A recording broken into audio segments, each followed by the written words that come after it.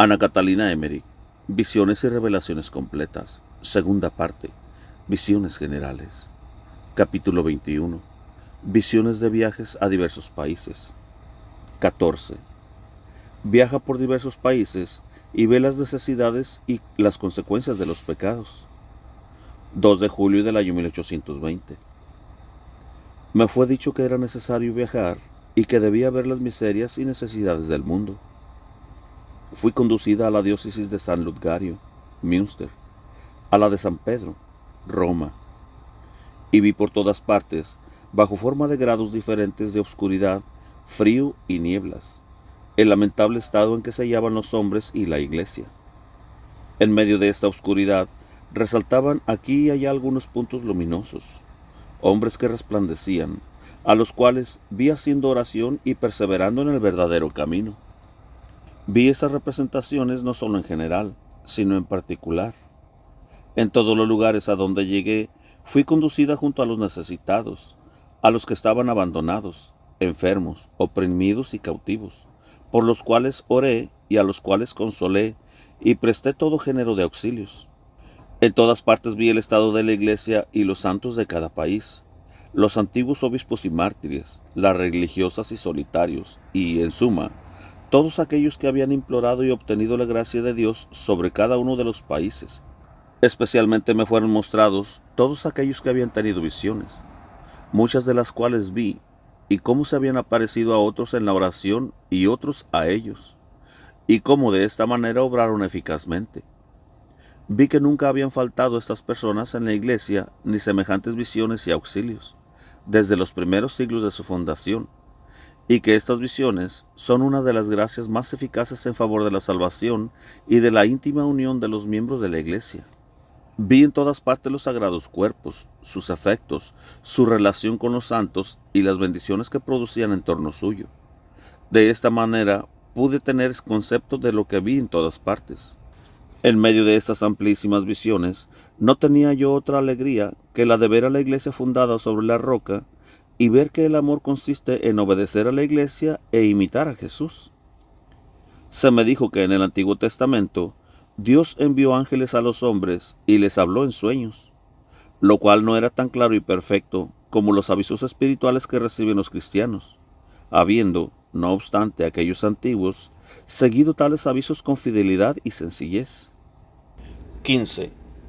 Ayuda a una pobre familia de arrendatarios. 16 de julio del año 1820. Hube de hacer un largo viaje acompañada de mi guía. Fui a una ciudad del norte. Vivía allí en una casita, aislada, pobre y miserable, una familia de arrendatarios sobre los cuales pesaba la amenaza de ser lanzados de su casa, del huerto y de caer en el abismo de la miseria. La razón de esto no la sé. Ellos confiaban en mí, y en medio de su espantosa angustia, esperaba que yo pidiera a Dios que los socorriera. Tenían muchos hijos. Con ellos había niños de poca edad, y lejos de allí vi otros llamosos, uno de ellos persona distinguida, que viajaba mucho por razones de negocios, el cual pedía con fervor a Dios por sus padres. Me parecía como si detrás de mí una hija suya me empujaba hacia ellos. El padre se había enmendado, pues antes no había sido tan bueno. La mujer parecía tener más años que él.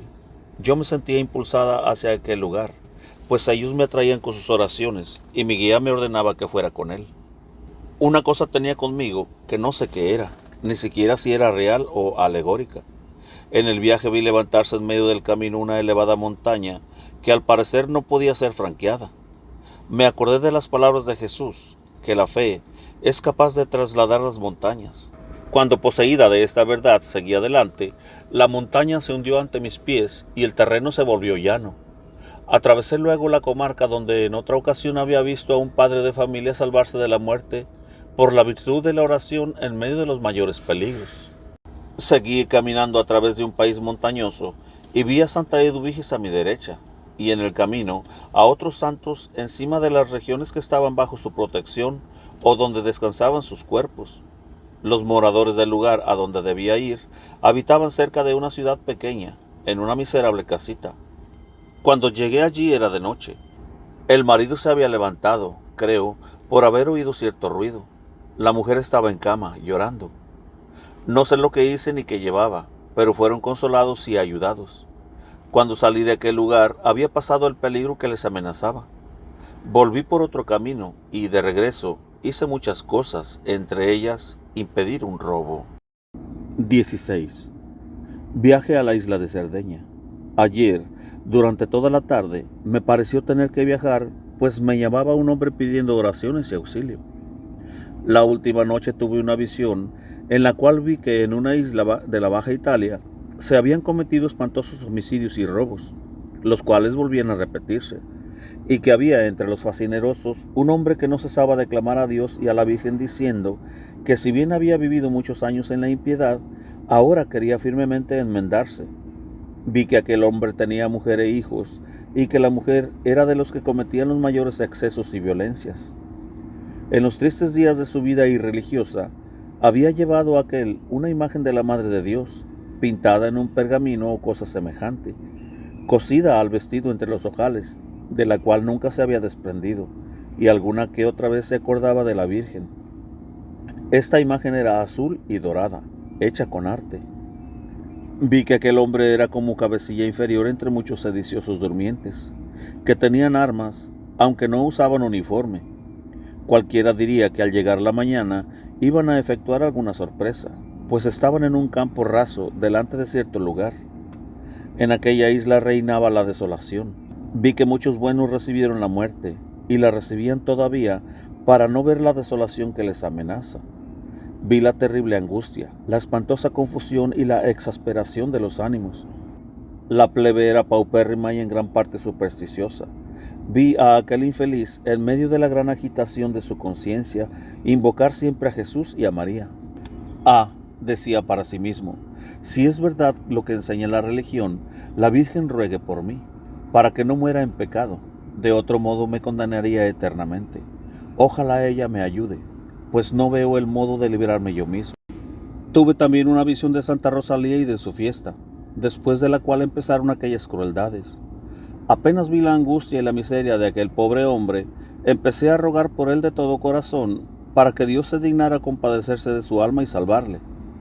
Al mismo tiempo, sin que notara que hacía un viaje, me vi junto a él en medio de sus camaradas que dormían. Yo no sé todo lo que le dije, solo recuerdo que le mandé que se levantara y huyera, porque allí no tenía nada que hacer. No creo que él me viera, creo que solo sintió una conmoción interior. Dejó a los malhechores, corrió hacia la orilla del mar y entró en un bote dotado de remeros y de una vela. Yo estaba allí con él. Llegamos durante la tranquila noche de luna, sin novedad particular, a la capital de la isla, Cerdeña, donde hay dos religiosas estigmatizadas. Allí lo dejé en seguridad. Quería enmendarse y vivir piadosamente sin que nadie lo conociera. Visité a la religiosa de Calgary, que vive en una casa de una piadosa mujer. Goza de buena salud y hace oración por las necesidades comunes. Vi también a Rosa Serra en el convento de capuchinas de Osieri, ya muy anciana, enferma y demacrada. Las religiosas eran muy buenas y muy pobres. En aquella comarca reinaba la paz. 17. Va a Siracusa y aconseja a un hombre angustiado. 2 de septiembre del año 1820. He visto las fiestas de San Evodio en Siracusa, y en ella a un hombre piadoso que invocaba al santo con mucha fe. En medio de la gran inquietud en que se hallaba a causa de los disturbios del país, quería salir de allí, pero tenía muchos hijos y su mujer no quería salir. Me fue mandado que le dijera a él que debía partir. Era por la tarde cuando entré en el patio de su casa, donde él se hallaba paseando muy intranquilo. No me preguntó quién era yo. Hablamos y yo le dije que debía partir solo si su mujer no quería acompañarle y que ella le seguiría después. Así lo hizo. 18. Ayuda a fugitivos en Sicilia. 13 de octubre del año 1820. Esta noche me he encontrado en el mar con un barco sin velas ni timón en medio de una tempestad. El barco estaba lleno de fugitivos de Sicilia. Mi guía me dio una vara de hierro con una punta redonda para que yo empujara el barco, pero la vara de hierro se escurría. Le pedí otra que fuera puntiaguda, pero él me dijo que aquella obra debía hacerla yo con trabajo, y así lo hice. Los fugitivos llegaron felizmente a tierra firme. 19. Salvación de una familia francesa en Palermo. Hace varios días he visto diversas representaciones de un suceso que hasta esta noche no se ha verificado. Me fue mostrada una familia en aquel desdichado lugar donde se han efectuado esas matanzas. Ocupaba esta familia una posición respetable. La constituía el marido, la mujer, varios hijos ya mayores y un criado que había sido esclavo, moreno, de cabellos rizados y muy hábil. Vi cómo había ido a establecerse ahí esa familia francesa. Antes, en la Revolución, vivían muy felices en Francia. Eran muy buenos y piadosos, sobre todo muy devotos de la Virgen, ante cuya imagen encendían una luz los días sábados y hacían oración en familia. El esclavo no era aún cristiano, pero bien inclinado y muy habilidoso. Es alto, esbelto y tan ligero y flexible que me daba placer ver cómo servía a sus patrones. No he podido soportar nunca a los hombres rígidos, inmóviles y lentos. Muchas veces creo que las almas de los hombres activos se conmueven más fácilmente. Vi que el señor de la casa y todos estimaban al esclavo y deseaban que Dios se dignase concederle un movimiento interior para abrazar la religión, y que el señor y la señora de la casa se lo pedían muchas veces a la Virgen Santísima. Vi que el esclavo cayó enfermo y en víspera de la Asunción llegó a él su señor y le llevó una imagen de la Virgen diciéndole que, ya que no podía hacer otra cosa, le tejiera una guirnalda de flores para esta imagen, que mirara que aquella señora, a quien la imagen representaba, podía curarle y tener piedad de él ante Dios, y que al tejer la guirnalda pusiera allí todo el amor de que era capaz su corazón. Vi que el siervo aceptó con alegría el encargo de su patrón e hizo una guirnalda extraordinariamente bella y artística, y que estando en esto se sintió interiormente turbado. Vi también que por la noche se le apareció la Madre de Dios, la cual le curó y le dijo que le había gustado la guirnalda, que fuera y le dijera a su señor que le instruyera y preparara para recibir el bautismo. Así lo hizo el siervo al día siguiente. Vi que el señor, que tanto había pedido a Dios aquella gracia, se alegró mucho de ver realizados sus deseos. Vi que el esclavo se hizo cristiano y muy devoto de la Madre de Dios. En todas sus fiestas le hacía una guirnalda y cuando no tenía flores, la hacía de papel de varios colores. Todos los sábados encendía una luz ante la imagen de la Virgen y era muy piadoso. No dejó sin recompensa la Madre de Dios la piedad de esta familia. Estando en grave peligro durante la Revolución, llegó felizmente a Sicilia. Después este hombre adquirió grandes riquezas, poseía edificios magníficos, jardines y casas de campo, numerosa familia y mucha prosperidad. Pero ya no era tan piadoso como antes, había tomado parte de toda clase de negocios malos. Desempeñaba un empleo público y, no obstante, se había afiliado al partido rebelde. Se hallaba en situación tal que ya no podía volver atrás. O se iba decididamente con los rebeldes, o corría gravísimo peligro su misma vida. Todavía quedaban en casa restos de las antiguas buenas costumbres. Seguía encendiéndose la luz todos los sábados en honor de la Madre de Dios. El buen criado quedó mucho mejor que su amo y seguía tejiendo guirnaldas a la Virgen. Yo estuve muchas veces con esta familia, exhortando al marido y a la mujer, y les recordé los tiempos en que eran piadosos e inocentes, cuando se convirtió el esclavo por medio de la guirnalda que había tejido a la Virgen, antes de aquella misma fiesta, en aquel mismo día del año. Les mostré el estado de sus almas de entonces y cuán diferente era del actual, y les exhorté a que tejieran, como en otro tiempo, una guirnalda con todos sus pecados y malas obras, y las quemaran en la fiesta de la Virgen, con sincero arrepentimiento, y que salieran del país cuanto antes. Tomé del brazo al caballero y lo desperté. Él despertó a su mujer. Ambos se refirieron al mismo sueño y se sintieron conmovidos. El criado tenía entonces encendida la luz con motivo de la fiesta. Después he vuelto allí de en cuando para persuadir a aquel hombre. Le costaba mucho trabajo dejar la casa, los campos y la grande abundancia en que vivía. Pero la última noche lo hallé ya resuelto. Tenían mucho oro, más de lo que necesitaban. Todo lo dejaron y en un gran barco partieron para la India, porque había oído decir el marido que allá, en cierta isla, florecía la religión. De esta suerte volvió a su patria aquel buen criado. Vi la espantosa desolación que reinaba en Sicilia. Los habitantes del país se espiaban unos a otros continuamente. He visto también a la mujer de aquel que se salvó huyendo a Cerdeña. Estaba tan poseída de furor que hubiera derramado la sangre de su marido. Ella fue quien principalmente le condujo a tomar parte en la revolución.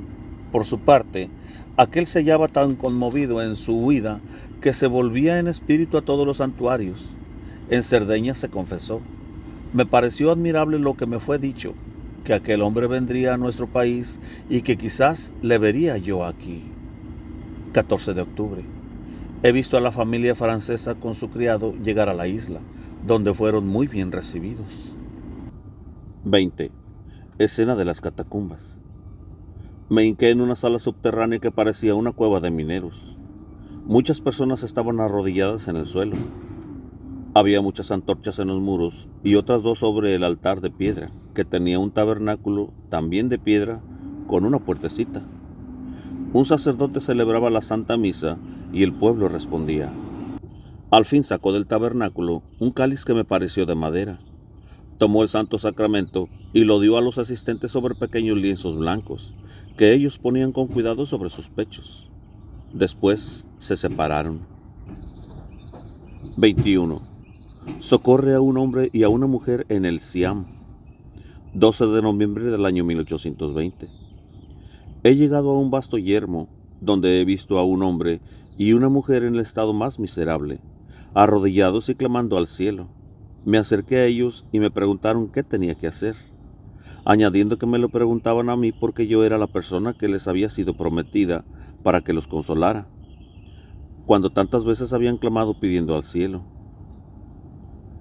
Yo no sé si antes había visto su estado miserable o si ellos mismos me lo dijeron.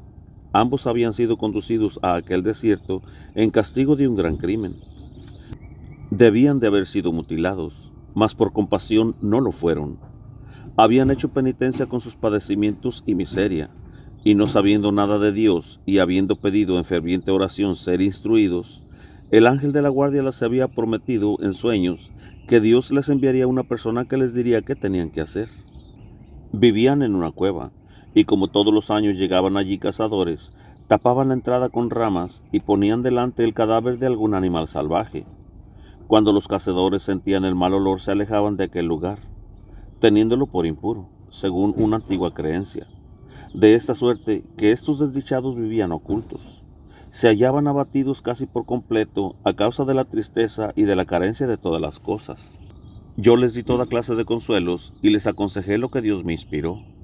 Les dije que la unión pecaminosa en que vivían era abominable en presencia de Dios, y que debían separarse hasta que, instruidos en la fe cristiana, pudieran unirse de modo espiritual. Esto lo entendieron ellos con mucha dificultad, y les pareció muy difícil porque eran como animales. Les indiqué la manera como debían llegar al lugar donde florecía el cristianismo en aquellas comarcas, a donde he enviado a otras muchas personas de Sicilia para que fuesen instruidas. No me acuerdo ya de ninguna otra cosa sobre esta visión. 22. Va a una isla donde hay refugiados de Sicilia. Estuve además en aquella isla donde los cristianos fueron bien recibidos por los paganos. Vi en ella muchas cosas nuevas. Se hallaba en esta isla aquel caballero francés que había salido de Palermo, el cual había edificado una casa para recibir y albergar a sacerdotes en ella. Por desgracia había en aquel lugar pocos sacerdotes católicos. La mayoría eran enviados de otras sectas. En este viaje vi en el mar un barco que se hallaba en muy grave peligro de naufragar, pues no pudiendo navegar adelante, estaba a punto de irse al fondo del mar. En torno del barco se veía muchos malos espíritus. Iba en él toda una familia de Sicilia, desde el abuelo hasta los nietos, los cuales no podían seguir adelante, porque en medio de los tumultos se habían apoderado de muchos tesoros de la iglesia, con los cuales pensaban construir magníficas casas en el lugar donde desembarcaran. Les dije que ciertamente se irían a pique si no renunciaban a aquellos bienes injustamente adquiridos y no los restituían, pero ellos no sabían cómo restituirlos sin ser descubiertos. Por último les aconsejé que los depositaran en la orilla y en ellos pusieran el nombre y demás señas de su legítimo dueño, en lugar donde pudiesen ser encontrados por otros barcos y así pudiesen ser llevados a sus dueños. Yo sabía que Dios cuidaría de esto. Habiendo seguido ellos mi consejo, pudieron continuar el viaje sin ningún obstáculo.